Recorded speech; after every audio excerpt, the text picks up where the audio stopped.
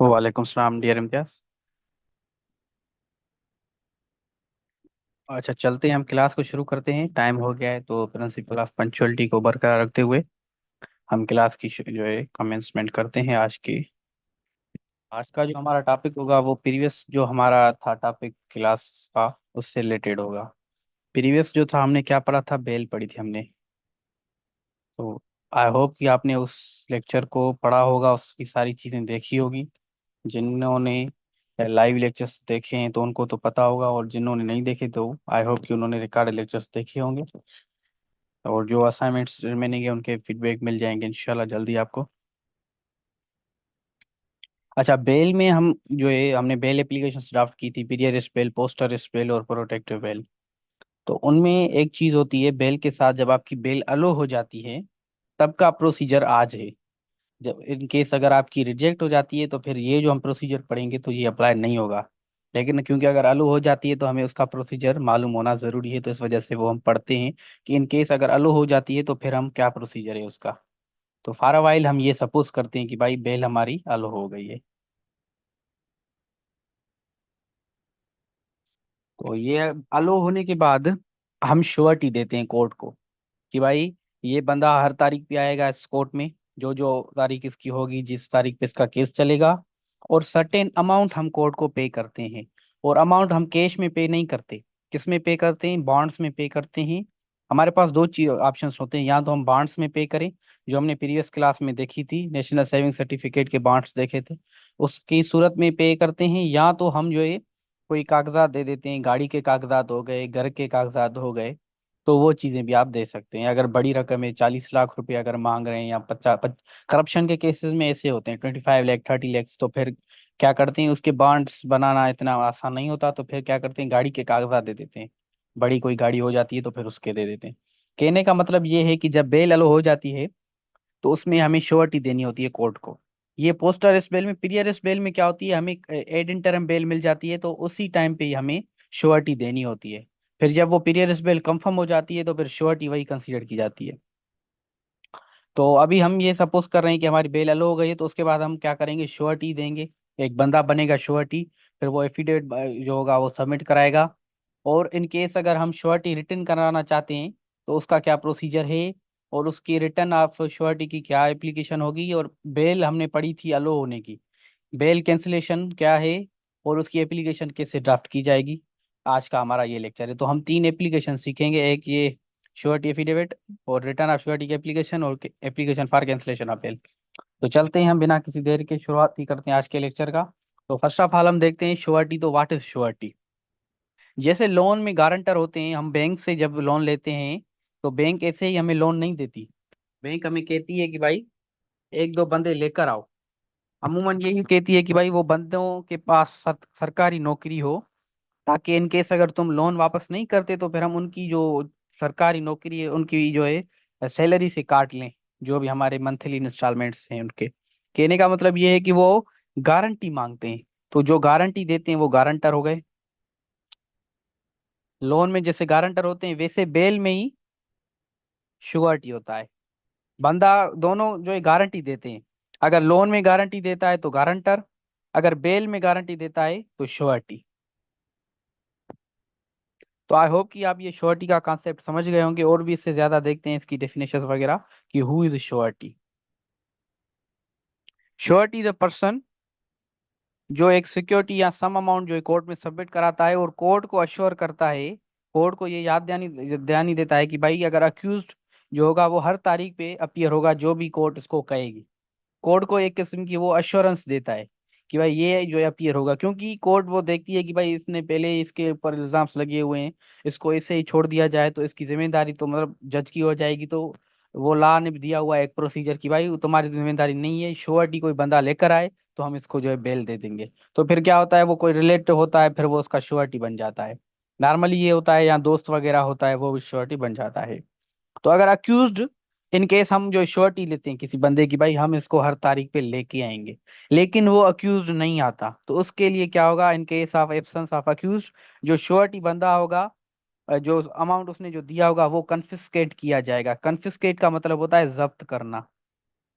वो क्या कर लिया जाएगा, जब्त किया जाएगा, उसको वापस नहीं मिलेगा जब तक वो अक्यूज को नहीं लेके आता।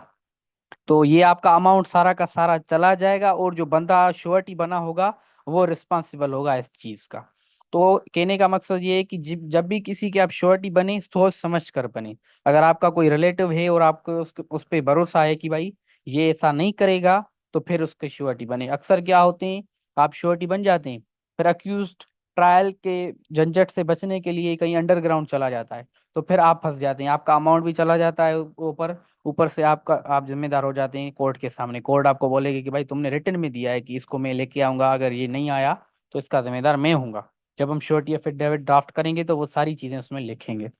अच्छा, जो अमाउंट हम देते हैं वो दो सूरतों में दे सकते हैं। एक तो हम बॉन्ड्स की सूरत में, जो हमने प्रीवियस लेक्चर में देखी थी, जो नेशनल सेविंग बैंक के जो बॉन्ड्स इशू होते हैं। और जो है दूसरे होते हैं वो बैंक, जैसे गाड़ी के कागज मैंने क्या है इधर लिखा हुआ है कि भाई श्योरिटी में also be given shape of mortgage of movable और इमूवेबल प्रॉपर्टी। मूवेबल या इमूवेबल प्रॉपर्टी को हम मॉर्गेज भी कर सकते हैं कोर्ट को। कोर्ट को कागजात देंगे तो एक किस्म की वो मॉर्गेज हो जाएगी।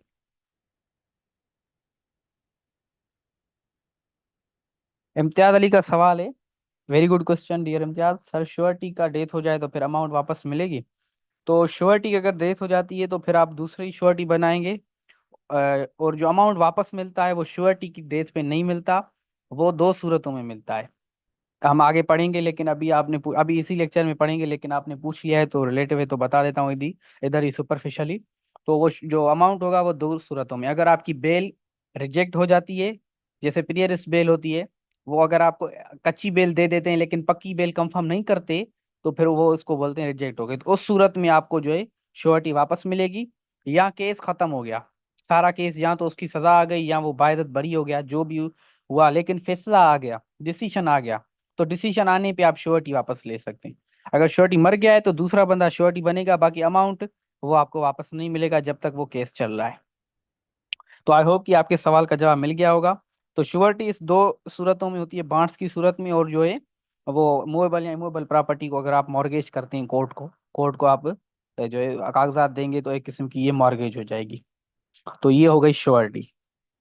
अब इसका एक एफिडेविट बनता है, जो भी ये सारी चीजें जमा कराता है तो एक रिटर्न में देता है। आपने देखा होगा कोर्ट में हम जो भी बात करते हैं वो रिटर्न में करते हैं। इवन आपको अगर एनओसी देना है किसी चीज का या एडजॉर्नमेंट देनी है, एडजॉर्नमेंट नॉर्मली ऐसे भी कर देते हैं, लेकिन कभी कभी एप्लीकेशन भी मांग लेते हैं। तो कोर्ट में अगर आप जाएंगे तो अमूमन जो चीजें होंगी वो रिटर्न होगी। तो श्योरिटी जो भी चीज जमा कराएगा तो उसकी रिटर्न एक डॉक्यूमेंट होगी जिसको बोलेंगे श्योरिटी एफिडेविट। उसमें वो जो चीज देता है, चाहे वो बॉन्ड्स हो या किसी गाड़ी के कागजात हो या घर के कागजात, अगर वो हों तो उसकी सारी डिटेल्स।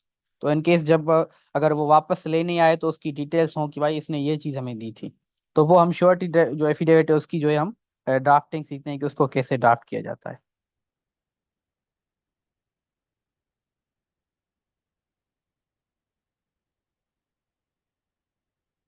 अच्छा, इम्तियाज का सवाल है सर, पक्की बेल हो जाती है, डिसीजन हो गया है खत्म, केस खत्म भी हो गया है सर, फिर अगर केस खत्म हो जाता है तो फिर आप अमाउंट वापस ले सकते हैं श्योरिटी का। उसके लिए एक एप्लीकेशन होती है, application for return of surety documents, जो हमारे आज के लेक्चर का हिस्सा है। वो भी हम ड्राफ्टिंग सीखेंगे उसकी। अभी हम श्योरिटी एफिडेविट देख लेते हैं उसकी ड्राफ्टिंग।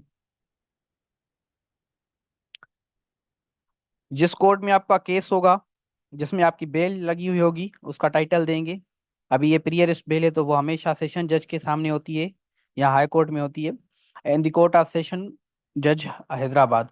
प्रियरिस्ट बेल जो भी हो, अगर आपकी पोस्टरिस्ट बेल है तो वो आप लिखेंगे, और जो भी ईयर हो आपका। उसके बाद एमन जो अक्यूज और एप्लीकेंट है उसकी जो है उसको लिखेंगे, ऐसे टाइटल बनाएंगे केस का, और वर्सेस करेंगे स्टेट और रिस्पोंडेंट। इधर एक सवाल पे जो क्रिएट होता है कि हमने जो डिटेल्स हैं वो शार्ट दी हुई हैं। प्रीवियस जो हमारी एप्लीकेशन थी, बेल की एप्लीकेशन, उसमें हमने अहमद की सारी डिटेल्स दी हुई थी, लेकिन इधर कोई डिटेल नहीं है ये। तो ये क्यों है, कोई आप में से बता सकता है? हमने ये पहले भी जो ये चीज इसको डिस्कस किया था कि हम ये टाइटल क्यों शार्ट करते हैं। अगर आप में से कोई बताना चाहे तो चैट बॉक्स के थ्रू बता सकता है इस चीज को, कि ये हम शार्ट टाइटल इसमें क्यों दिया हुआ है, अहमद की हमने डिटेल्स क्यों नहीं दी हुई।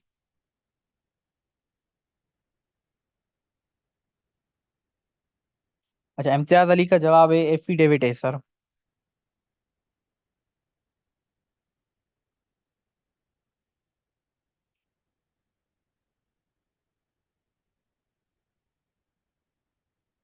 अच्छा, ये जो समय का शहजादी का कि because we have to follow the protocols. अच्छा चलिए, आप दोनों के जो आंसर्स हैं कहीं तक स्पेसिफिकली अगर देखा जाए तो सही हैं। लेकिन अगर इसको एक जर्नल बना देते हैं, कि जैसे इम्तियाज ने बोला कि एफिडेविट है, तो जी बिल्कुल एफिडेविट में नॉर्मली ऐसे ही होता है, हम टाइटल को शार्ट करते हैं। एक इसकी जनरल डेफिनेशन ये है कि जो भी फर्स्ट एप्लीकेशन होगी कोर्ट में, फर्स्ट इंस्टेंस वाली एप्लीकेशन, वो हमेशा लॉन्ग टाइटल इंक्लूड करती है। अभी हम बेल देख लें। बेल देखें, वो क्या है, फर्स्ट इंस्टेंस एप्लीकेशन है। तो वो क्या होगा, अभी हम फर्स्ट एप्लीकेशन उसकी दे रहे हैं, तो हमें उसमें हमें सारी डिटेल्स देनी होगी, क्योंकि कोर्ट क्या करती है, समन इशू करती है अगली पार्टी को। तो उसके लिए हमें जो है एड्रेस होने की जरूरत है। बाकी फिर जो भी हम बेल से रिलेटेड जो भी एप्लीकेशन देंगे, अब बेल फाइल हो गई, उसके बाद जो भी एप्लीकेशन देंगे उसमें हम शॉर्ट टाइटल यूज करेंगे। अभी ये जो एफिडेविट है ये कब होगा फाइल, जब बेल एप्लीकेशन हमने फाइल की होगी। ये बेल से पहले तो फाइल नहीं हो सकता ना। तो इस वजह से इसमें हम टाइटल कौन सा देते हैं, लॉन्ग टाइटल नहीं देते इसमें। इसमें शॉर्ट टाइटल, क्योंकि हमने लॉन्ग टाइटल बेल में दे दिया है। अब बेल से रिलेटेड जो भी एप्लीकेशन होगी वो क्या होगी, वो शॉर्ट होगी। तो जो भी फर्स्ट एप्लीकेशन होती है कोर्ट में उसमें सिर्फ लॉन्ग टाइटल होता है। उसके बाद जो भी एप्लीकेशन होती है उसमें क्या होता है, शॉर्ट टाइटल। तो आई होप कि आप ये समझ गए होंगे कि इस श्योरिटी एफिडेविट में जो है शॉर्ट टाइटल इस वजह से है क्योंकि ये फर्स्ट एप्लीकेशन नहीं। उसके बाद आप सारी क्राइम की डिटेल देंगे, उसमें क्राइम नंबर देंगे, और कौन से सेक्शंस लगे हुए हैं वो देंगे, और कौन से थाने पे एफआईआर कटी हुई है वो लिखेंगे। फिर टाइटल देंगे एप्लीकेशन का, क्योंकि ये श्योरिटी एफिडेविट एफिडेविट है तो एप्लीकेशन का टाइटल भी यही होगा, श्योरिटी एफिडेविट। और फिर जो भी एफिडेविट जो श्योरिटी बनेगा उस बंदे की सारी डिटेल्स होंगी। इधर जो अर्तगल नाम का बंदा है वो श्योरिटी बनाए, उसकी सारी डिटेल्स देंगे आप। अब इधर एक देखने वाली चीज है कि ये जो अक्यूज्ड है उसकी डिटेल नहीं है। नॉर्मली किसकी डिटेल्स होती है, वो जो एप्लीकेंट अक्यूज होता है, एफिडेविट में हम उसकी डिटेल देते हैं, क्योंकि वो एफिडेविट उस एप्लीकेशन का होता है जो वो अक्यूज फाइल करता है। लेकिन ये जो एफिडेविट है ये बंदा अर्तगल जो है वो फाइल कर रहा है, तो इस वजह से हम इसकी सारी डिटेल्स देंगे।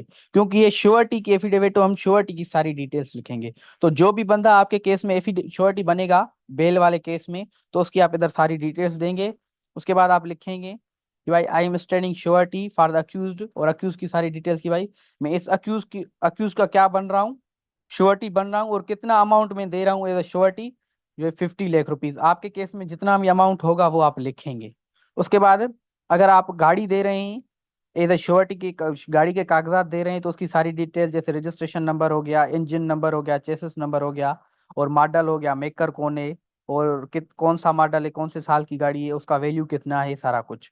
ये गाड़ी अगर है, अगर आप गाड़ी के कागजात नहीं, अगर आप किसी घर के कागजात दे रहे हैं तो फिर घर की डिटेल, सर्वे नंबर क्या है, और क्या सा प्लाट नंबर क्या है, हाउस नंबर क्या है, सोसाइटी कौन सी है, कौन से ताल का है, डिस्ट्रिक्ट है, सारा कुछ।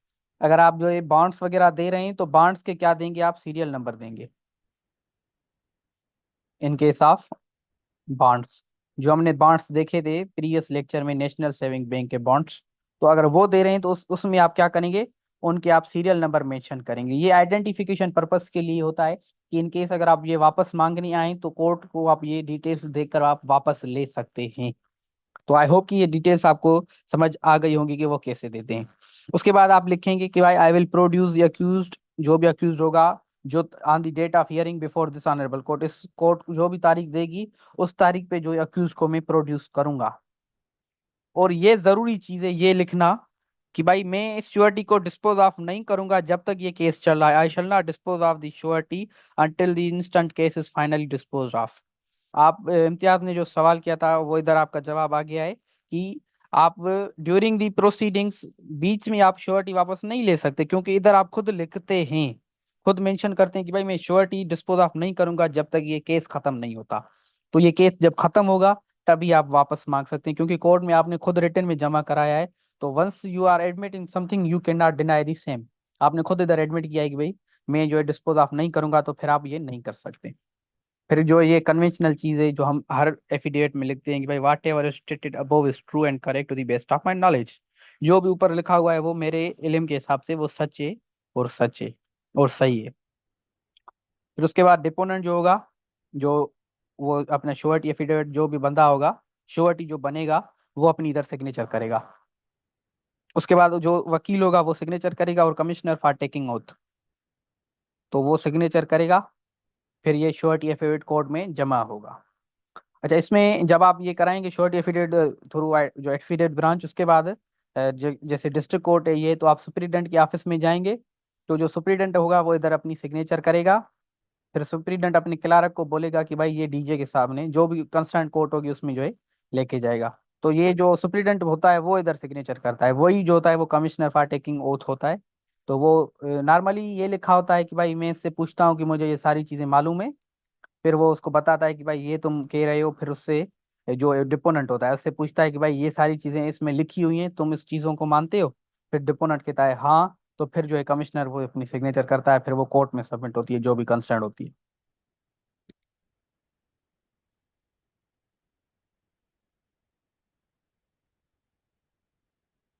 अच्छा, लुकमान ने पूछा है सर वो कोई दूसरा श्योरिटी देगा तो पहले वाला रिलीज हो सकता है? हाँ बिल्कुल, जो अगर आप दूसरा दे रहे हैं श्योरिटी बंदा या अमाउंट, अगर आप दूसरी दे रहे हैं तो आप पहली वाले रिलीज करवा सकते हैं, ये करा सकते हैं। इसमें एक था हमारे यहाँ क्या हुआ था, जो बांड्स वगैरह थे, जो हम श्योरिटी बांड्स थे, वो आपके उसमें प्राइजेस निकल सकती हैं। आपको शायद मालूम मालूम हो कि ये जो नेशनल सेविंग बैंक के बांड्स होते हैं उसमें से प्राइज निकलती है अक्सर। तो वो हर किसी की नहीं निकलती, वो सीरियल नंबर्स होते हैं जो आते हैं, उसके उसको अमाउंट दिया जाता है, कुरानदाजी होती है उसमें। तो अक्सर क्या होता है, अक्यूज की हम श्योरिटी जमा कराते हैं, फिर उसकी प्राइजेस निकल आती हैं, तो फिर हम क्या करते हैं वो श्योरिटी जो है रिटर्न करवाते हैं, दूसरे बॉन्ड्स हम जमा कराते हैं। फिर हम उधर रीजन देते हैं कि भाई ये रीजन है इस वजह से, फिर जो प्राइजेस जिसकी निकली होती हैं फिर वो हम जमा करा के वो प्राइज अवेल करते हैं, और फिर हम दूसरी श्योरिटी जो है जमा कराते हैं और श्योरिटी अमाउंट। तो ये पॉसिबल है। अच्छा, इसके ला का मुझे इतना, सीआरपीसी में तो इसका ऐसा एफिडेविट्स की हैं अपने सेक्शंस, तो उसमें तो ऐसा जो ये प्राइस वाली चीज की मुझे उधर नहीं लिखी हुई, लेकिन ये प्रैक्टिस में है तो मैंने प्रैक्टिस में देखी थी, तो इस वजह से आपसे शेयर कर दी कि भाई ये ऐसा बना जो अमाउंट होता है वो आपका प्राइस वगैरह निकल सकती है, प्राइस जो बैंक के जो नेशनल सेविंग बैंक के बॉन्ड्स होते हैं उसकी बात कर रहा था। अच्छा, उसके बाद आते हैं श्योरिटी एफिडेविट, जो हमने ड्राफ्ट करना सीख ली उसकी थोड़ी चीजें देख लेते हैं कि वो क्या होता है। ये एफिडेविट होता है, जो पर्सन जो श्योरिटी बनता है वो देता है अक्यूज के लिए। जो भी बंदा श्योरिटी बनेगा अक्यूज का, वो एक एफिडेविट जो है जमा कराएगा कोर्ट में, और वो एक श्योरिटी एफिडेविट कहा जाएगा। और उसमें क्या लिखेगा कि भाई ये श्योरिटी बनने के लिए तैयार है उस अक्यूज की, जो भी अक्यूज है केस का उसका श्योरिटी बनने के लिए वो तैयार है। उसमें सारी डिटेल्स दी जाएंगी किस चीज की, जो अमाउंट है, अगर आप गाड़ी के कागजात हैं तो उसकी डिटेल्स, जो है घर है तो उसकी डिटेल्स, अगर नेशनल सेविंग बैंक के जो बॉन्ड्स हैं उसके सीरियल नंबर्स आप मेंशन करेंगे, पर्टिकुलर्स का मतलब ये है कि उसकी डिटेल्स मेंशन करेंगे आप उधर, जो हमने अभी मेंशन की आपने देख ली, तो उसकी ड्राफ्टिंग भी आपने देख ली कि वो श्योरिटी एफिडेविट कैसे हमने जो है इसका ड्राफ्टिंग कर ली।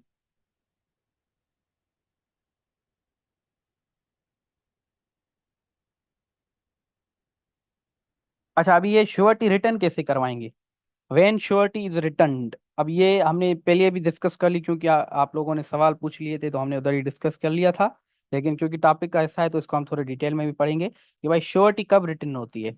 जो हमने श्योरिटी अमाउंट जमा कराई थी वो रिटर्न कब होती है?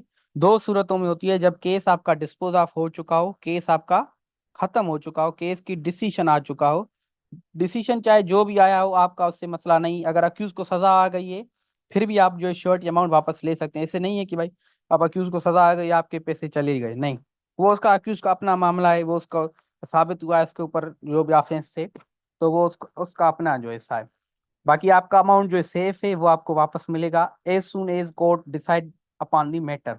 जब कोर्ट आपकी मैटर के ऊपर डिसीजन दे देती है तो आपको वो अमाउंट वापस मिलने के इंटाइटल्ड हैं आप उस चीज के। फिर वो चाहे अक्यूटल हो जाए, उस जो है किसका जो अक्यूज है उसका अक्यूटल हो जाए या उसकी कन्विक्शन हो जाए, अक्यूटल का मतलब बायदत बरी, कन्विक्शन का मतलब सजा याफ्ता होना, तो वो आपके ऊपर परेशानी नहीं है, आप सिर्फ डिसीजन का वेट करेंगे और बिस्मिल्लाह करके श्योरिटी क्या कराएंगे, रिटर्न कराएंगे।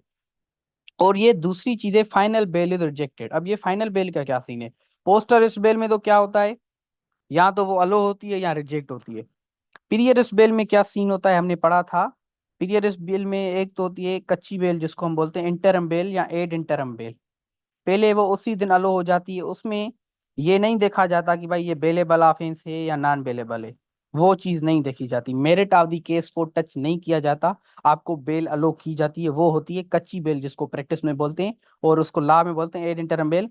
फिर वो कुछ दिनों के बाद आपको इन्वेस्टिगेशन ज्वाइन करनी होती है, फिर वो रिपोर्ट जमा होती है, फिर आप आर्ग्यूमेंट्स करते हैं, फिर अगली पार्टी भी आर्ग्यूमेंट्स करती है, फिर जो जज को सही लगता है वो फिर या तो अलो करेगा या रिजेक्ट करेगा। अगर अलो करेगा तो ठीक है, अगर रिजेक्ट करता है तो फिर आप श्योरिटी वापस ले सकते हैं।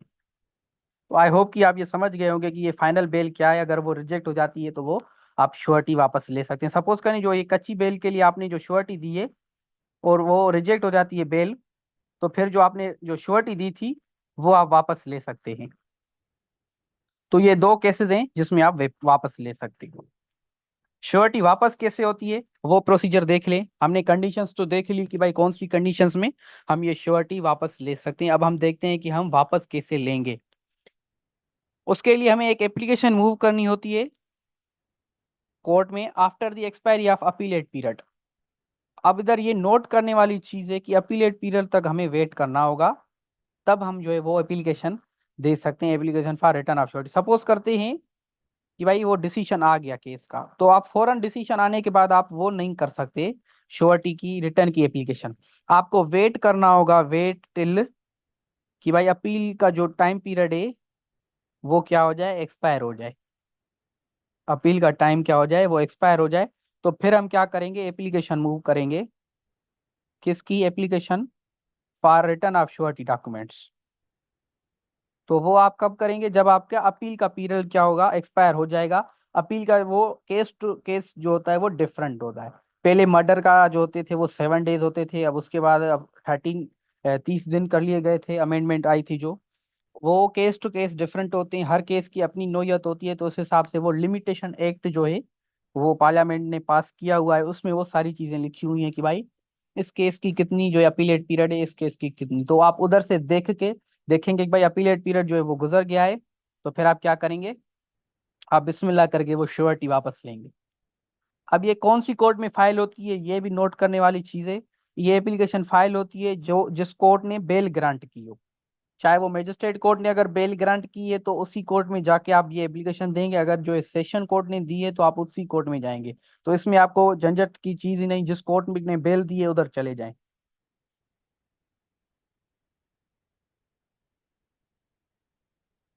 ये मैंने जो बताया लिमिटेशन एक्ट है।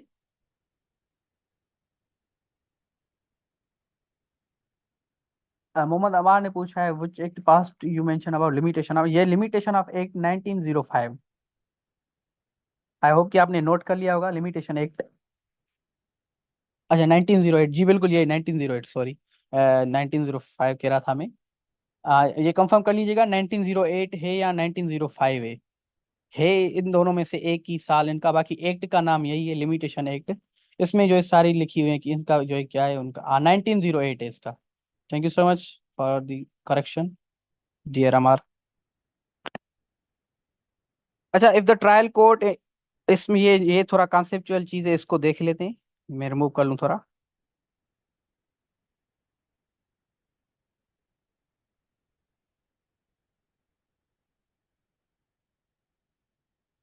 अच्छा, ट्रायल कोर्ट है और बेल ग्रांट करने वाली कोर्ट है वो डिफरेंट है।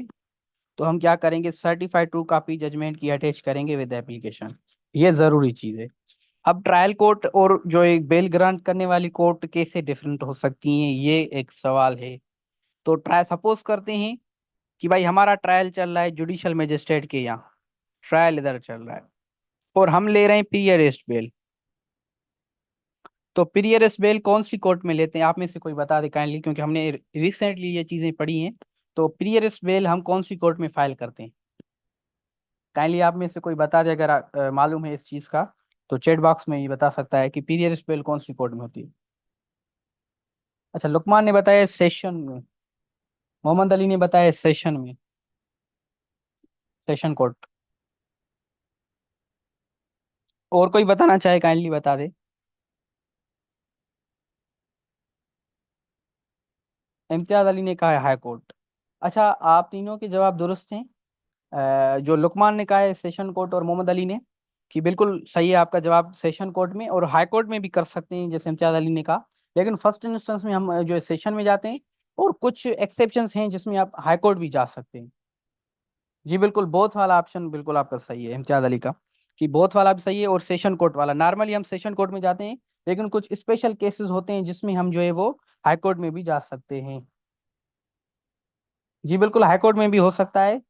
वो हमने एक स्पेशल सिचुएशन हमने पढ़ी थी, वो प्रीवियस जो हमारा बेल का क्लास था, तो आप उधर देख लीजिएगा, प्रीवियस बेल का जो स्लाइड आया तो उधर हमने वो सारी मेंशन की। तो नॉर्मली हम सेशन कोर्ट में जाते हैं, तो हम कहाँ जाएंगे, सेशन कोर्ट, हम डीजे को लिख लेते हैं, डिस्ट्रिक्ट एंड जो है सेशन जज। अब इधर आप देख लें, केस चल रहा है मजिस्ट्रेट के सामने, बेल हम कहाँ ले रहे हैं, डिस्ट्रिक्ट एंड सेशन जज, क्योंकि एक प्रिंसिपल है कि भाई पीरियड्स बेल हमें वहाँ ले, हम जो है अलो करवा सकते हैं या फाइल कर सकते हैं जो भी।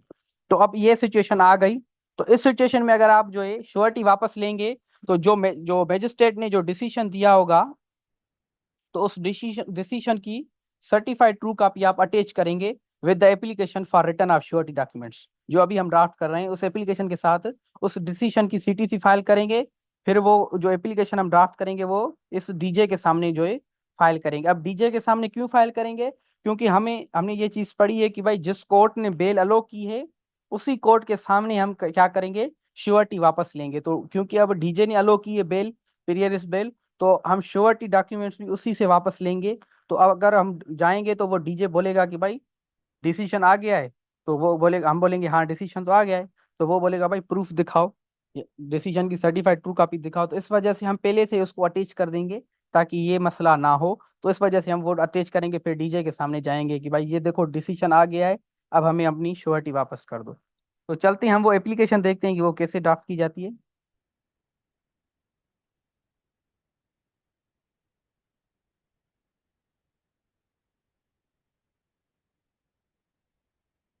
अभी हम आए कोर्ट ऑफ सेशन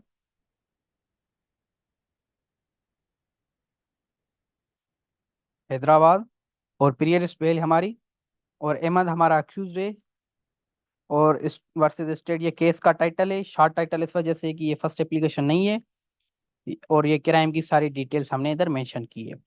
फिर एप्लीकेशन का टाइटल, जो हम एप्लीकेशन मांग रहे हैं, एप्लीकेशन क्या है, application for return of surety documents. तो सिंपली हम क्या करेंगे, भाई it is respectfully prayed before this honourable court that this may be pleased to return this sure documents to applicant और जो है surety, as the case has been disposed of before the honourable court of fourth judicial magistrate, vide order judgment, जो भी उसकी date होगी, और जो documents हैं वो इस कोर्ट से अभी रिक्वायर्ड नहीं है, लिहाजा इसको वापस किया जाए। तो हमने रीजन अपना मेंशन किया हुआ है, हम कोर्ट से इल्तिजा करते हैं कि हमें ये डॉक्यूमेंट्स दे। और क्यों दे, क्योंकि भाई ये केस डिस्पोज ऑफ हो चुका है, जो फोर्थ जुडिशियल मजिस्ट्रेट के सामने चल रहा था, और ये उसकी जजमेंट की तारीख है। और क्योंकि इस डॉक्यूमेंट्स की इस कोर्ट को अब और कोई जरूरत नहीं, तो लिहाजा ये हमें वापस करे। और ये जो इल्तिजा है ये कानून की बालादस्ती के लिए हम मांग रहे हैं, the prayer is made in the interest of justice. ये एप्लीकेशन होगा वो कौन देगा, एप्लीकेशन ये फाइल करेगा श्योरिटी, और इसी वजह से हम श्योरिटी लिखेंगे स्लेश एप्लीकेंट, वो अपनी इधर सिग्नेचर करेगा, और हैदराबाद डेटेड। ये एप्लीकेशन फाइल करेगा कोर्ट में, फिर वो क्या करेगा, अपने डॉक्यूमेंट्स वापस लेगा। तो ये हो गई application for return of surety documents. Simple सी एप्लीकेशन है, नॉर्मली जैसे एडजॉर्नमेंट फाइल करते हैं वैसे ही ये टाइटल देते हैं, फिर जो वो कोर्ट को बताते हैं, रीजनिंग देते हैं सिंपल कि भाई ये आप क्यों मांग रहे हैं डॉक्यूमेंट्स, क्योंकि भाई केस डिस्पोज ऑफ हो चुका है। अगर पीरियड्स बेल में बेल रिजेक्ट हो गई है, तो वो आप रीजनिंग देंगे कि भाई बेल बेल जो है वो रिजेक्ट हो गई है, लिहाजा हमें जो है डॉक्यूमेंट्स वापस करें। तो आई होप कि ये रिटर्न ऑफ श्योरिटी डॉक्यूमेंट्स आपको समझ गए होंगे। ये एक असल में नॉर्मली इस बेल्स में तो कम काम आती है, लेकिन प्रोटेक्टिव बेल में ज्यादा काम आती है, क्योंकि प्रोटेक्टिव बेल होती है 7 या 15 दिनों के लिए। वो जो कोर्ट हाई कोर्ट हमें अलो कर दी है, फिर हम जब ट्रायल कोर्ट में जब हम सरेंडर करते हैं, तो उधर हम पीरियड्स बेल फाइल करते हैं। तो एज सुन एज हम जब पीरियड्स बेल फाइल करते हैं, तो प्रोटेक्टिव बेल वाली हम श्योरिटी वापस ले लेते हैं हाई कोर्ट से, कि भाई हमें देखे ना वो अमाउंट हम जमा करवाया है, तो हम ये करते हैं अपने क्लाइंट को उधर से वापस करवा के, फिर हम पीरियड्स बेल में वो जो है सेटल करवा देते हैं। तो ये प्रोटेक्टिव बेल में ज्यादा काम आएगी आपको, जो हम हाई कोर्ट से अलो करवाते हैं। अच्छा, इसके साथ एफिडेविट हम नहीं देते, जो कोर्ट का होता है, एक जो एफिडेविट ब्रांच में जब आप कोई भी एप्लीकेशन देंगे कोर्ट में, तो एफिडेविट ब्रांच से आप ये कंफर्म कराएंगे, तो वो आप करवा देंगे। उस वो एक अपना 50 रुपये उसकी फीस होती है, तो वो आपको प्रिंट करके देगी, वो आप अटैच करेंगे, उसके बाद जमा करवा देंगे।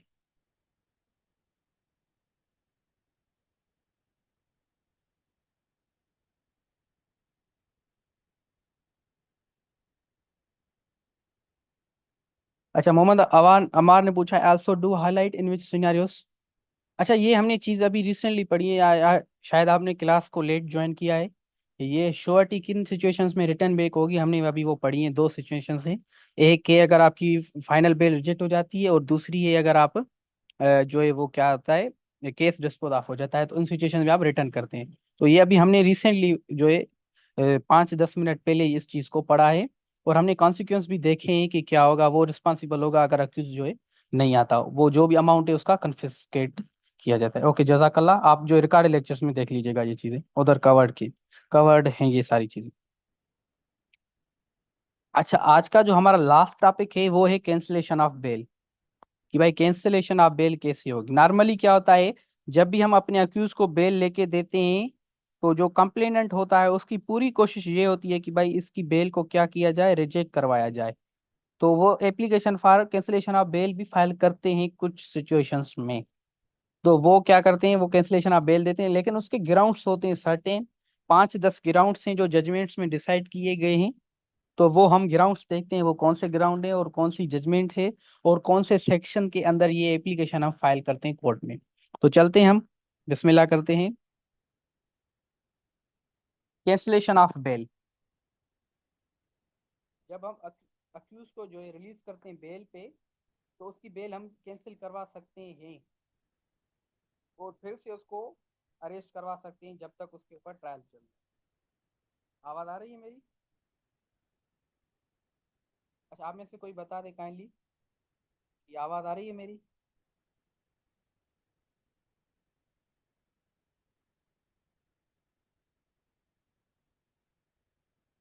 मन,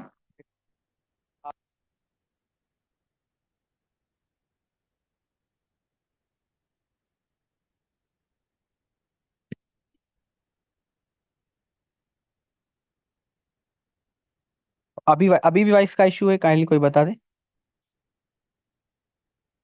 ये थोड़ी नेट डाउन हो जाती है, सो काइंडली इसको एडजस्ट कर लें थोड़ा। क्योंकि आपको पता है हम एक अजीम और शान मुल्क में रह रहे हैं, पाकिस्तान में, और इधर फायरवॉल लगा हुआ है, तो ये थोड़ा इश्यू हो जाता है। जजाकल्ला, थैंक यू सो मच। तो हम कैंसिलेशन ऑफ बेल पे थे। उधर हमने क्या चीजें देखी कि भाई जब अक्यूज को रिलीज किया जाता है बेल पे, तो वो आजाद नहीं है, वो कभी भी उसको हम उसकी बेल कैंसिल कर सकते हैं, और उसको हम अरेस्ट करके फिर जो है जेल में लगा देंगे जब तक उसके ऊपर ट्रायल चल रहा है, जब तक वो ट्रायल खत्म नहीं हो जाता। तो ये खदशा होता है अक्यूज को। लेकिन वो नॉर्मली नहीं होता, वो सर्टेन सिचुएशंस होती है, सर्टेन सर्कमस्टेंसेस होते हैं, उनमें वो हो सकता है। वो कौन से हैं वो अभी हम पढ़ रहे हैं। अच्छा, ये जो एप्लीकेशन होती है cancellation of bail under section 497 subsection 5 of CrPC के अंडर फाइल करते हैं। उसके अंदर ये फाइल करते हैं। अब कौन सी कोर्ट में ये फाइल कर सकते हैं?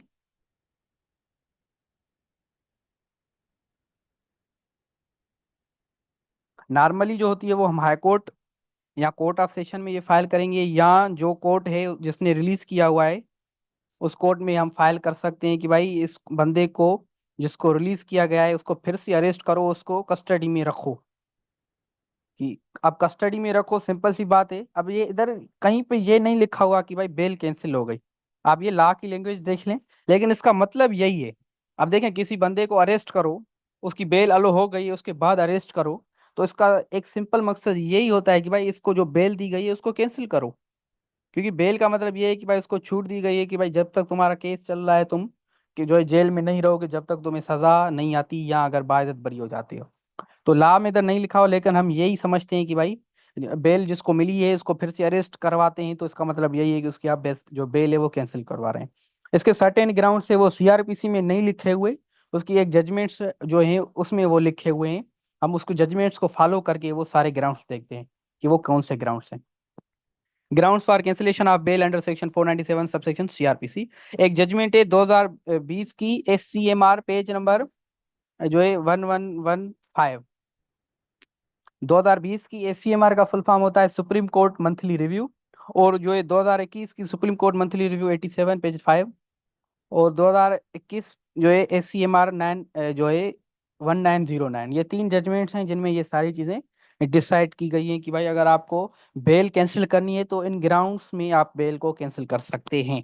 तो हम ग्राउंड्स देख लेते हैं, क्योंकि जब हम ड्राफ्टिंग करेंगे जरूरी नहीं कि हमें हर बार हमें जो अक्यूज मिले, कभी कभी कंप्लेनेंट भी हमारा क्लाइंट बन जाता है। तो हम कंप्लेनेंट के बिहाफ पे अगर हमें ये एप्लीकेशन फाइल करनी पड़ गई, तो ये ग्राउंड्स हम उनमें से एक या दो या तीन ग्राउंड्स या चार या सारे ग्राउंड्स बना सकते हैं अगर कैंसिल करवानी है उसकी। तो फर्स्ट वाला ग्राउंड क्या है? अगर जो बेल ग्रांट की गई है वो इलीगल है, उसमें कोई एरर है, उसमें कोई फैक्ट की एरर है, या उसने जस्टिस की मिसकैरेज की है, तो वो हम अगर वो प्रूफ कर लें, वो हम जस्टिफाई कर लें कि भाई इट इज इलीगल, ये लॉ के खिलाफ है, इसमें कोई गलती हो गई है, या कोई फैक्चुअल कोई पहले चीज हमें पता नहीं थी लेकिन बाद में हमें पता चली है, कोई ऐसा फैक्ट है जिसके बिहाफ पे इसकी बेल कैंसिल हो सकती है, या कोई इसको बेल दी गई है तो वो इंसाफ की जो है वायलेशन हो गई है, तो इस सिचुएशन में हम जो है कोर्ट को, अगर ये हम प्रोसीड कर लें, कोर्ट को ये हम जस्टिफाई कर लें, तो फिर वो हमारी बेल, जो हमारे अपोजिट पार्टी की बेल को कैंसिल कर सकती है। और दूसरा ग्राउंड जो नॉर्मली हम देते हैं कि भाई अक्यूज ने जो बेल की कंसेशन है वो गलत मैनर में यूज की है। इसका मतलब क्या है कि भाई अक्यूज को जो बेल मिली है उसका वो गलत इस्तेमाल कर रहा है। वो कैसे कर सकता है? उसने भाई जो कंप्लेनेंट है उसको धमकी दे दी है, उसकी फैमिली को धमकी दे दी है कि भाई केस को वापस लो। तो ये क्या हो गई? वो बेल का गलत इस्तेमाल हो गया। तो नॉर्मली हम ये धमकी वाली चीज बना के भी बेल कैंसिल करवाने का ग्राउंड देते हैं, फिर हमें वो प्रूव भी करना होता है। और तीसरा है कि भाई अक्यूज्ड ने क्या किया है, प्रोसिक्यूशन के विटनेसेस को हेम्पर किया है, उनको प्रेशराइज किया है, उनके प्रोसिक्यूशन विटनेसेस को, भाई तुम अपनी गवाही ना दो वरना तुम्हारा ये हो जाएगा अंजाम, वो सारा कुछ। फिर सिंपल सी बात है कि भाई उन्होंने विटनेसेस को धमकी दी है, एविडेंसेस को जो है बिगाड़ने की कोशिश की है, तो इस ग्राउंड पे भी बेल को कैंसिल करवा सकते हैं। चौथा ग्राउंड ये है कि भाई ये हमें खदशा है कि भाई जिस कोर्ट ने उसको बेल दी है उसकी जुरिस्डिक्शन से वो भाग सकता है। एब्सकॉन्शन का मतलब होता है भाग जाना। तो ये आपको जब कोर्ट आपको बेल देती है तो वो आर्डर में लिखती है कि भाई इस कोर्ट की जुरिस्डिक्शन से बाहर अगर आपको जाना हो तो आपको परमिशन लेनी होगी। नॉर्मली तो ये कहती है कि भाई आप नहीं जा सकते जब तक ट्रायल आपके ऊपर चल रहा है, अगर आप जाते हैं तो आपको कोर्ट को इन्फॉर्म करना है, कोर्ट से परमिशन लेनी है। तो अगर आप ये प्रूव कर दें कि भाई आपको ये खदशा है कि भाई ये चला जाएगा, जैसे अगर कोई आप किसी को बेल मिल गई, अब वो उम्रे पे जा रहा है, तो आप उसकी टिकटें दिखा के कह सकते हैं कि भाई ये तो उम्रे पे जा रहा है, ये कोर्ट की जुरिस्डिक्शन से बाहर जा रहा है, लिहाजा इसकी बेल कैंसिल करो। तो ऐसा भी हो सकता है। और पांचवा ग्राउंड क्या है?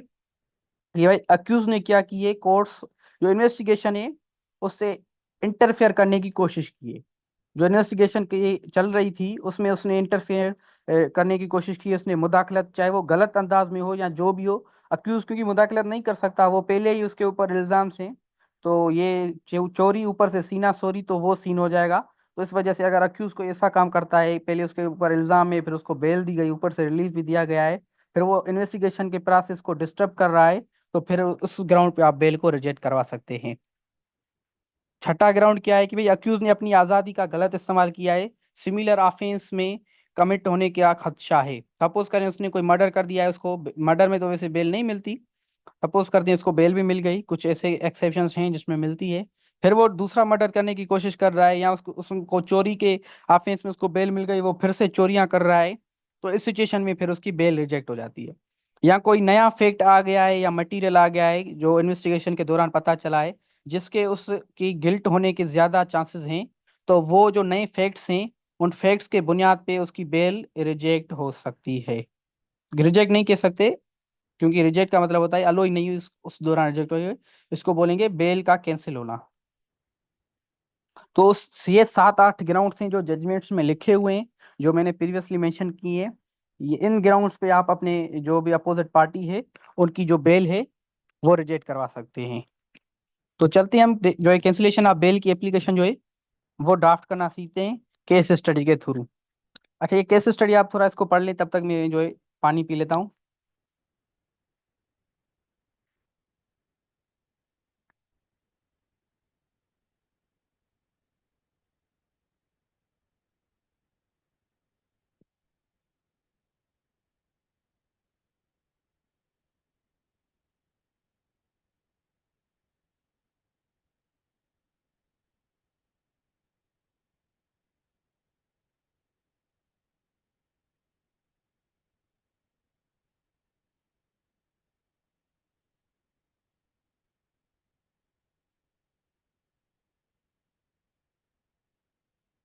आई होप कि आप लोगों ने ये चीज़ पढ़ ली होगी, ये केस स्टडी। जिसके स्टडी के बिहाफ पे बुनियाद पे हम जो है ये कैंसिलेशन ऑफ बेल की एप्लीकेशन ड्राफ्ट करेंगे। ये क्या है कि भाई अली ने क्रिमिनल बेल एप्लीकेशन फाइल की है अंडर 497, ये पीरियड्स बेल हो गई before the honourable court of session Hyderabad, और उन्होंने कंफर्म कर दी ड्यू इस डेट पे। अब अली ने क्या किए, उस चीज का मिसयूज किया है। कंप्लेनेंट को उसने धमकियां दी हैं, अहमद को, और उसने विटनेसेस को, मुबशिर को, कि भाई जो भी धमकियां दी हैं वो हम आगे मेंशन करेंगे। इस वजह से अब ये एप्लीकेशन फाइल करना चाहते हैं अंडर सेक्शन 497 सब सेक्शन 5। अब ये जो एप्लीकेशन है वो कैंसिलेशन ऑफ बेल की है, तो हम चलते हैं ये एप्लीकेशन जो है ड्राफ्ट करते हैं on the behalf of Ahmad.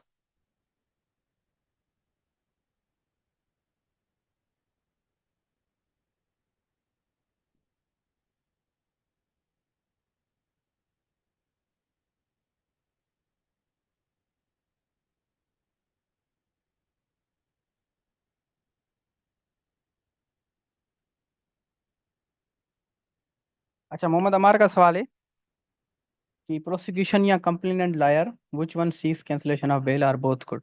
अच्छा, जो कंप्लेनेंट का लायर होता है, प्रोसिक्यूशन साइड उसको बोलते हैं हम, ये दोनों सेम ही होते हैं। प्रोसिक्यूशन जो होती है, जो केस करती है, कंप्लेनेंट भी वही होता है। तो उसका जो कंप्लेनेंट का जो वकील होता है वो फाइल करता है ये कैंसिलेशन ऑफ बेल, क्योंकि इसका इंटरेस्ट है। जब भी कोई आप कोर्ट में एप्लीकेशन फाइल करते हैं तो कोर्ट आपसे पूछती है कि भाई आपका इंटरेस्ट क्या है। आपसे सिंपली ये पूछेगी क्यों बोनो, ये एक लीगल टर्म है। वैसे ऐसे इस लेटिन टर्म से नहीं पूछेगी आपसे, वो आप नॉर्मल अपनी जो भी लैंग्वेज होगी रीजनल, उसमें पूछेगी आपसे कि भाई आपका इंटरेस्ट क्या है, आप ये एप्लीकेशन फाइल कर रहे हैं। नॉर्मली नहीं पूछती, वो आप देख लेती है कि भाई इसका ऊपर एफआईआर है तो ये तो इंटरेस्ट है इसका इस केस में। लेकिन अगर आप ऐसी थर्ड पार्टी हैं, वो एप्लीकेशन फाइल करेंगे, तो कोर्ट आपसे पूछेगी कि भाई तुम्हारा इंटरेस्ट क्या है कि तुम ये एप्लीकेशन फाइल कर रहे हो। तो ये एक डॉक्ट्राइन होती है क्यू बोनो, जिसका मतलब होता है हु बेनिफिट्स, किसको फायदा है, तुम्हारा क्या फायदा है। तो ये नॉर्मली थर्ड पार्टी नहीं करती फाइल, क्योंकि उसका इंटरेस्ट नहीं है, कोर्ट उसको फाइल भी करनी नहीं देती। तो इस वजह से जो कंप्लेंट दायर होता है वो कंप्लेनेंट की डायरेक्शंस पे फाइल कर सकता है ये कैंसलेशन ऑफ बिल।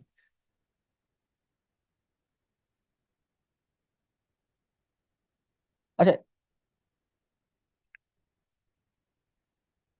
प्रोसिक्यूशन जो होती है वो एक, let me explain it in a detail. जो प्रोसिक्यूशन होती है उसमें दोनों आ जाते हैं, कंप्लेनेंट भी आ जाता है, स्टेट भी आ जाती है, क्योंकि वो दोनों केस कर रहे होते हैं एक्यूज के ऊपर।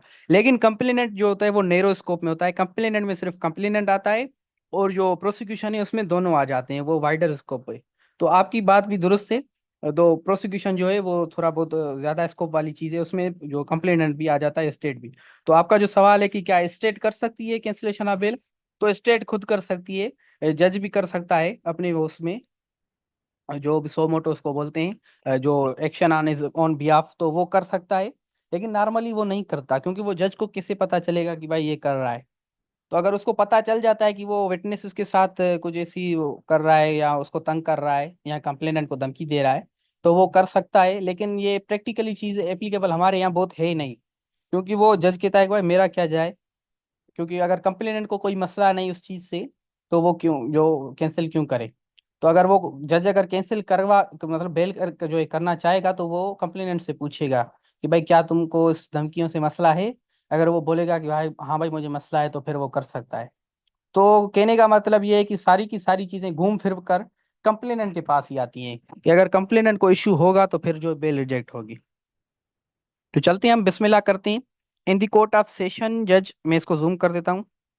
अच्छा, इधर हम दो चार्ट एक्सप्लेनेशन दे रहे हैं, एक क्रिमिनल मिसलिनियस एप्लीकेशन नंबर, दूसरा क्रिमिनल बेल एप्लीकेशन नंबर।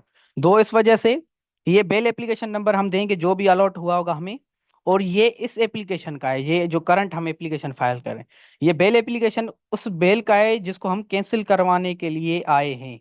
तो इस वजह से कोर्ट को हमें बताना होगा कि भाई इस बेल को कैंसिल करो।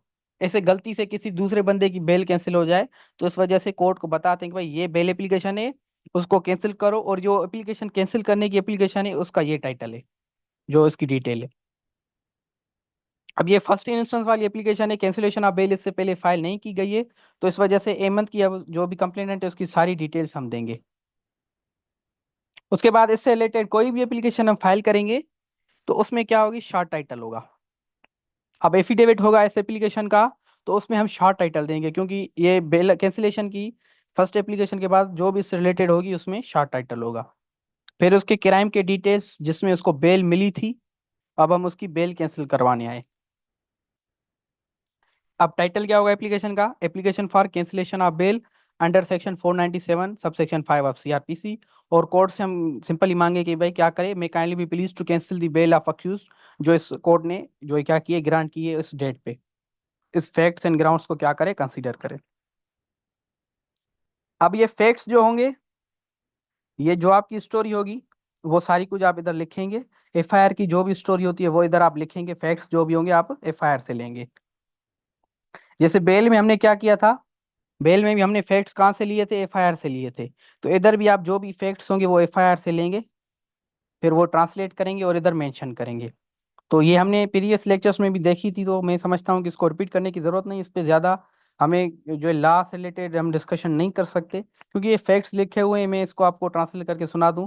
तो इससे अच्छा है कि हम ग्राउंड्स पे चलते हैं जहां हम थोड़ा बहुत डिस्कशन कर सकते हैं। तो आप इसको देख लीजिएगा, क्योंकि इसमें इंग्लिश का काम है।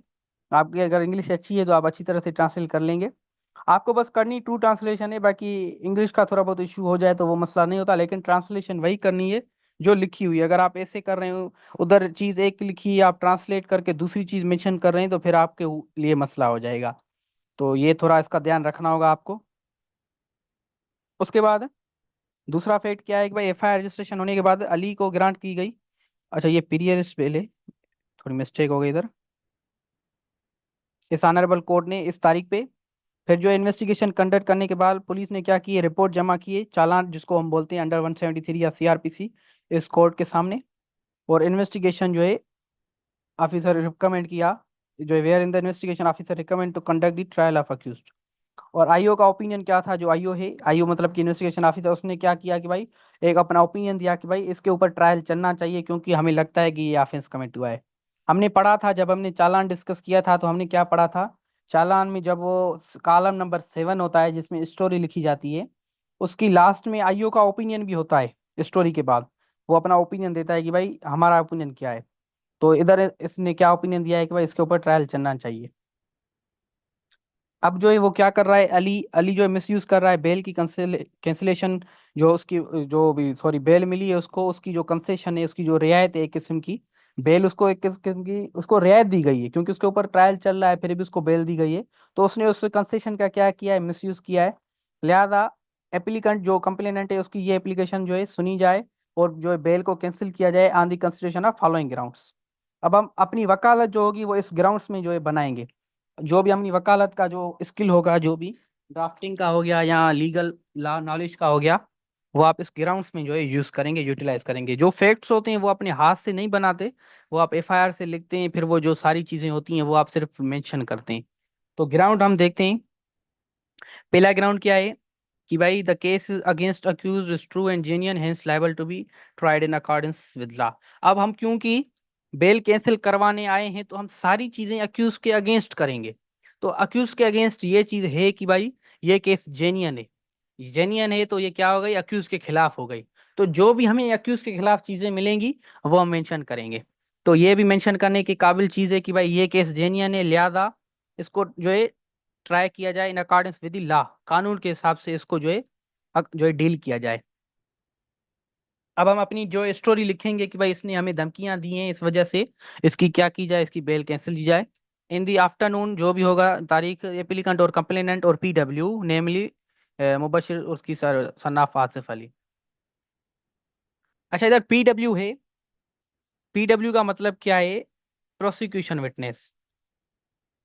जैसे अमार अली ने पूछा कि सर प्रोसिक्यूशन, तो देख लें आप इधर कि अभी हम जो कंप्लेनेंट है उसी को हम प्रोसिक्यूशन कह रहे हैं, क्योंकि प्रोसिक्यूशन एक वाइडर टर्म होता है जिसमें सारे वो आ जाते हैं, स्टेट भी आ जाती है, कंप्लेनेंट भी आ जाता है। तो पीडब्ल्यू का मतलब क्या है, प्रोसिक्यूशन विटनेस।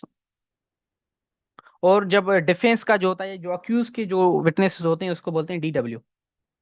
उसको हम क्या कहते हैं, डिफेंस के विटनेसेस, डिफेंस विटनेसेस।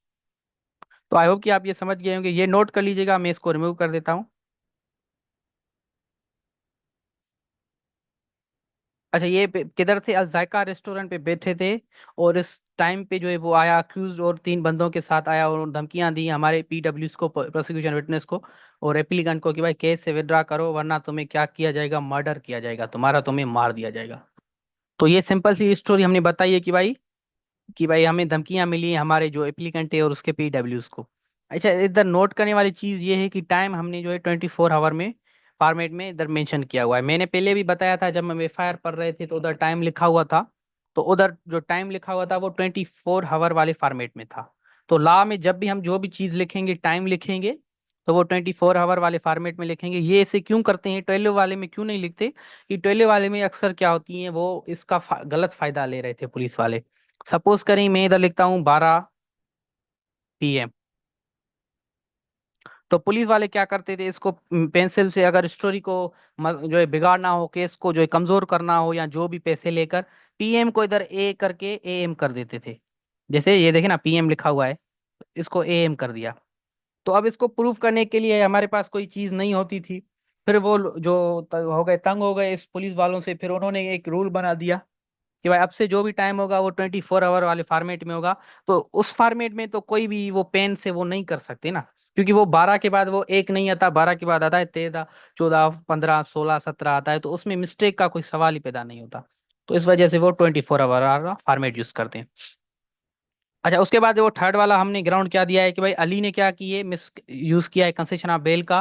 क्योंकि इसने क्या किया, एप्लीकेंट और जो कंप्लेनेंट और जो पीडब्ल्यूज है उनको क्या किया है, उसने हरास किया है, लिहाजा इसको फिर से अरेस्ट किया जाए और उसमें कस्टडी में इसको रखा जाए। अगर ये बेल कैंसिल नहीं की गई तो हमें ये खदशा है कि भाई वो जो अक्यूज है वो हमारे एप्लीकेंट, कंप्लेनेंट और जो पीडब्ल्यूज है उनको नुकसान पहुंचा सकता है। अब क्यों नुकसान पहुंचा सकता है कि भाई, क्योंकि उन्हें पहले हमने धमकियां दी हैं, तो हमें ये खदशा है कि वो ये कर भी सकता है। अब ये सारी चीजें इस वजह से होती हैं ताकि वो कोर्ट हमसे परसुएड हो जाए, हमारी बातों से वो जो है मान जाए, हमारी जो है रिलीफ है हमें वो दे दे।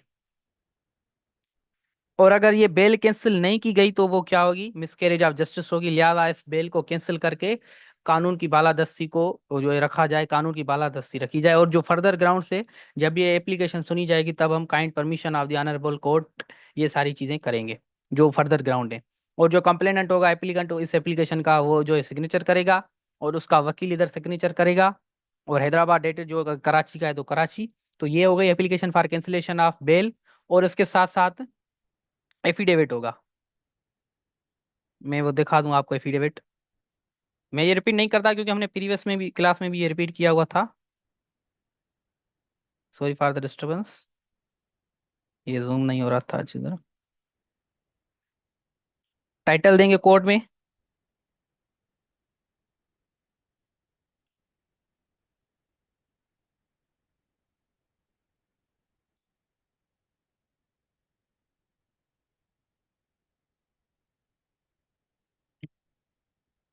अच्छा, इधर दो टाइटल हमने मेंशन किए हुए हैं। ये हमने ऊपर वाली एप्लीकेशन में मेंशन करने थे। मैं ये रीराइट करके आपके साथ शेयर कर दूंगा कि ये हमने एक ये टाइटल मेंशन किया इधर। जैसे मैंने ये एक्सप्लेन कर दिया कि ये दो क्यों है, वो मैंने पहले एक्सप्लेन कर दिया। एक ये टाइटल है, दूसरा ये टाइटल है। ये वाला जो है जिसमें ये बेल का टाइटल है, जिसमें बेल दी गई है। और ये इस application for cancellation of bail का है। तो पहले बेल वाला टाइटल देंगे, कोर्ट को बताएंगे कि भाई ये बेल का टाइटल है, इसमें बेल दी गई। अब ये कैंसिल वाला करंट एप्लीकेशन का टाइटल है, कैंसिलेशन ऑफ बेल का। तो इस वजह से इस एप्लीकेशन में दो टाइटल्स होते हैं। तो आई होप कि आप ये समझ गए होंगे। क्योंकि अली अक्यूज है तो ये बेल का टाइटल हो गया वर्सेस स्टेट। उसके बाद अहमद क्या है, वो कंप्लेनेंट है, तो इस कैंसिलेशन ऑफ बेल का टाइटल हो गया। उसके बाद एफिडेविट होगा। फिर एफिडेविट जैसे हम सारी चीजें जो होते हैं वो सारी मेंशन करते हैं, एप्लीकेंट की सारी डिटेल्स। उसके बाद वो कसम खाता है कि ये एप्लीकेशन मैंने मूव की, ये जो भी चीजें वो सच्ची होंगी। अगर वो झूठी निकली तो उसका जिम्मेदार मैं होऊंगा सारा कुछ। उसके बाद आप ये सर्टिफिकेट बनाएंगे। सर्टिफिकेट में भी आप दो टाइटल देंगे, एक ये टाइटल एप्लीकेशन ऑफ बेल का, कैंसिलेशन ऑफ बेल का, दूसरा बेल का। और ये सर्टिफिकेट में आप लिखेंगे कि भाई ये एप्लीकेशन पहले ये मूव नहीं की गई। अगर ये बात नहीं सच्ची निकली तो इसका जिम्मेदार जो होगा वो एप्लीकेंट स्लेश कंप्लेनेंट होगा, हमारा वकील नहीं होगा। सिंपल सी बात है, वकील अपनी जान बचा रहा है कोर्ट से कि भाई this is certified that no such like bail cancellation of application has been filed or pending before this honourable court on the behalf of complainant और स्लेश जो एप्लीकेंट।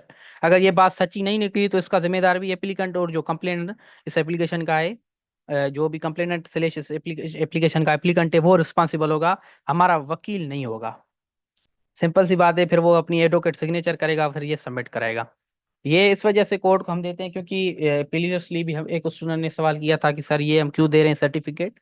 सर्टिफिकेट का मतलब ये होता है जब भी आपकी कैंसिलेशन ऑफ बेल सपोज कर रहे, आपने पहले मूव किए, फिर वो आपकी कैंसिलेशन ऑफ बेल कोर्ट ने आपकी जो डिसमिस कर दी है, फिर आप दूसरी बार अगर मूव कर रहे हैं तो वो आप कोर्ट को बताएंगे। क्योंकि दूसरी मर्तबा आप जब मूव करेंगे तो कोर्ट अगर ये उसको फैक्ट मालूम होगा तो फिर वो अच्छी तरह से उसकी लीगल स्क्रूटनी करेगी, उसकी लीगली सारा कुछ चेक करेगी, आपके फैक्ट्स ग्राउंड्स, क्योंकि वो देखेगी कि भाई पहले भी किसी कोर्ट ने इसकी डिसमिस की है। क्योंकि अगर कोर्ट ने डिसमिस की है तो कुछ तो बात होगी, कोर्ट ने डिसमिस की है। तो उस वजह से वो डबल आपके ऊपर वो सारी जो है चेक एंड बैलेंस होगा कि भाई क्यों डिसमिस किए, फैक्ट्स देखेगी आपके। तो इस वजह से ये हम बताते हैं कि भाई ज्यादा लीगल स्क्रूटनी करने की जरूरत नहीं, क्योंकि ये फर्स्ट एप्लीकेशन है, इससे पहले हमने मूव ही नहीं की है। तो सर्टिफिकेट का पर्पज ये होता है। तो ये थी हमारी कैंसिलेशन ऑफ बेल की application under section 497 subsection 5 of CrPC. तो आई होप कि आप ये सारी चीजें समझ गए होंगे। आज का जो हमारा लेक्चर था वो हो गया पूरा। जजाकल्ला। अगर कोई सवाल है तो काइंडली पूछें, वरना जो है हम क्लास को वाइंड अप करें, फिर जो अपकमिंग क्लासेस होंगे उसमें आप पूछ लीजिएगा। एक सवाल हमने जो है रख लिया था, किसी एक स्टूडेंट ने पूछा था, उसका मैं जवाब दे देता हूँ।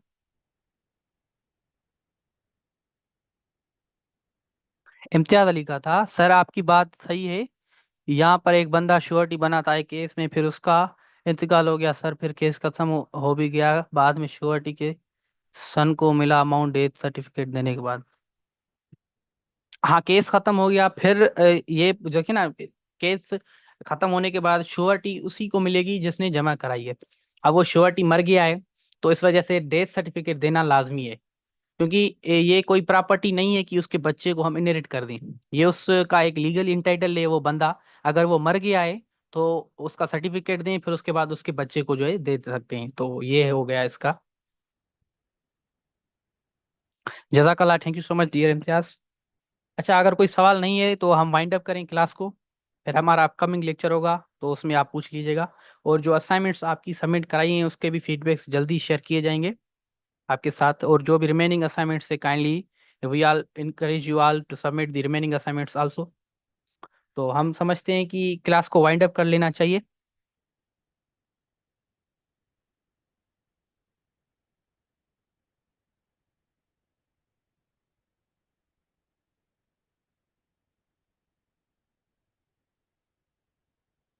जजाकल्ला फी अमान अल्लाह।